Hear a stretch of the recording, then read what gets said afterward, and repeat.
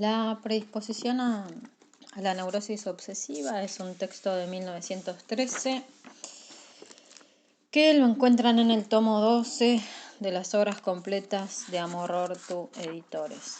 Es un texto corto, pero es un texto interesante porque Freud se pone a pensar o indagar la predisposición o lo que se conoce como elección de neurosis. Es decir, se pregunta por qué hace que una persona dentro del campo de las neurosis sea o histérica o obsesiva, ¿no? ¿Qué hace que una persona frente a algún ocasionamiento de su vida cotidiana haga una neurosis obsesiva o haga una histeria, ¿no?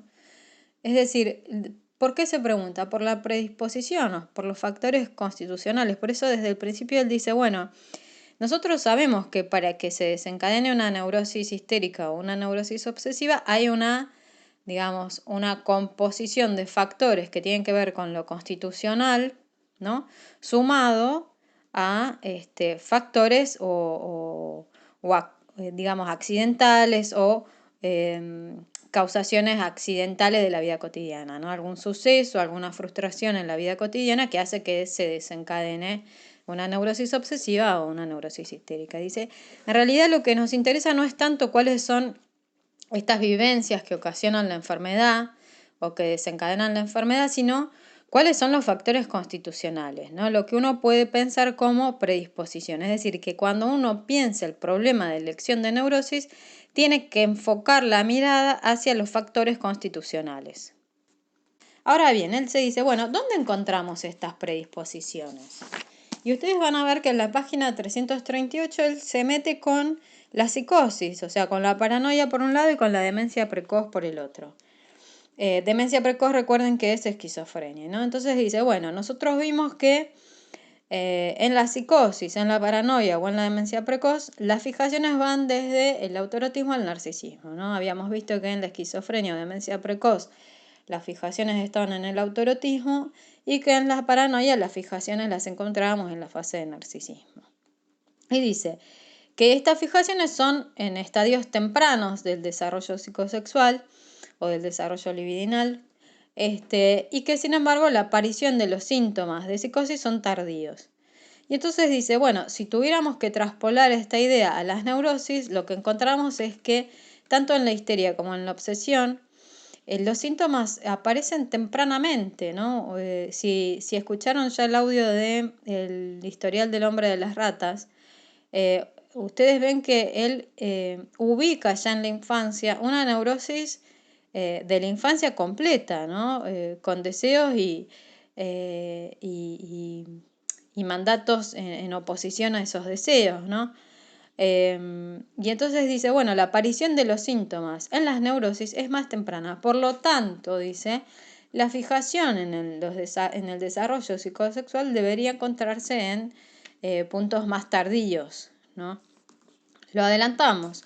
¿Dónde plantea él que se encuentra la fijación en las neurosis obsesivas, ¿no? Es decir, ¿qué es lo que hace que un sujeto haga una neurosis obsesiva y no una histeria? Bueno, el punto de fijación en la fase sádico-anal, ¿sí? En la fase anal o en la fase sádico-anal. En la página 342, en el punto B, van a ver que él hace ahí una articulación de alguna manera caracterizando la fase anal a partir de una polaridad que es activo-pasivo, ¿no? Que esto lo hemos visto en psicoanálisis, en los 3 ensayos, en fin. Y dice que en esta fase todavía no se llegó, digamos, a la diferenciación entre femenino o masculino, es decir, no se atravesó el complejo de Edipo y entonces no se produjo todavía la identidad sexual, la posición sexual, etc., ¿no? Entonces la polaridad que encontramos no es masculino o femenino, sino activo-pasivo, ¿sí? Y que lo que caracteriza a esta fase anal y a esta polaridad activo-pasivo es, por un lado, lo que él llama pulsión de apoderamiento, que dice que habitualmente se denomina sadismo, es decir, hay como en los niños en esta fase como una cuestión así medio de destrucción, de romper cosas, de apoderarse de cosas, etcétera, ¿no? Y eso, digamos, esta pulsión de apoderamiento o este sadismo, él lo ubica en el polo de la actividad, ¿sí? Y por otro lado está el polo de la pasividad, que tiene más que ver con lo que él denomina como erotismo anal, ¿no? Cuya zona erógena es justamente el ano, ¿no? Entonces lo que él plantea es que cuando hay fijaciones en la zona, digamos, en la fase anal o en la fase sádico-anal, lo que aparecen son justamente sublimaciones de estos modos pulsionales, ¿no? Entonces, por ahí no es que ya va a aparecer ni sadismo ni pulsión de apoderamiento, pero dice, bueno, lo que aparece es la pulsión de saber, ¿no? O la pulsión de ver, que está ligada a la de saber. Y entonces empieza a hacer una caracterización de cómo se van desarrollando estas pulsiones que en un primer lugar eran de apoderamiento, actividad, pasividad, etcétera, cómo se van sublimando, ¿no? Desarrollando, cómo se subliman hasta llegar, por ejemplo, a la pulsión de ver, la pulsión de saber, etcétera. Y que justamente esta pulsión de saber y esta pulsión de ver son características de un tipo de carácter que es el que nosotros trabajamos en carácter y erotismo anal, ¿no? Que justamente es la organización de personalidad que Freud piensa como sostenida en una fijación en la fase anal, ¿no? Es decir, hay algo de esta necesidad de saber sobre temas universales, sobre la muerte, ¿no? O esto que veíamos en El hombre de las ratas sobre el ver, ¿no? a las mujeres desnudas o el saber sobre algunos temas. En El hombre de las ratas era sobre la muerte, sobre la religión, etcétera, ¿no? Que en algún punto son muy característicos de estas organizaciones de personalidad que él denomina como carácter anal. Y lo que plantea es que si uno tiene una organización si uno se encuentra frente a una persona con organización o con un carácter anal, una organización de personalidad, perdón, y un carácter anal, lo que puede suceder es que si hay algo en la vida del sujeto, y ahí sí viene el ocasionamiento, si hay algo en la vida del sujeto que puede ser una frustración, lo que sea, una vivencia que le genere frustración, lo que se emprende es un camino regresivo a esas fases de fijación sádico-anal, y entonces, ¿no? Aparece toda esta cuestión relativa a la neurosis obsesiva que está muy ligado a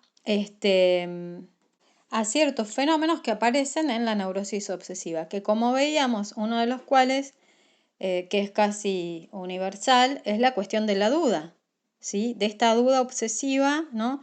De este no saber qué hacer, ¿no? Que nosotros lo veíamos en el caso del hombre de las ratas, en este síntoma de poner la piedra, sacar la piedra, ¿no?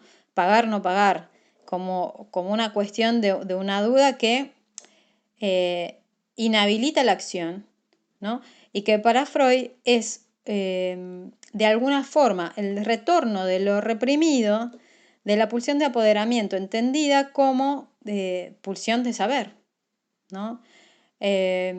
No sé si llegan a captar el lazo entre lo que es fijación, pulsión de apoderamiento, pulsión de saber, duda, ¿no? Esto lo encuentran entonces en la página 344. Sobre el final del texto, en la página 345, entonces, en el punto D, hace una pequeña articulación en relación a la histeria, que en este punto no nos interesa porque estamos trabajando en neurosis obsesiva, pero bueno, él de alguna manera busca ahí hacer una articulación entre la predisposición a la histeria, muy cortito, no lo profundiza, entonces no lo vamos a tomar.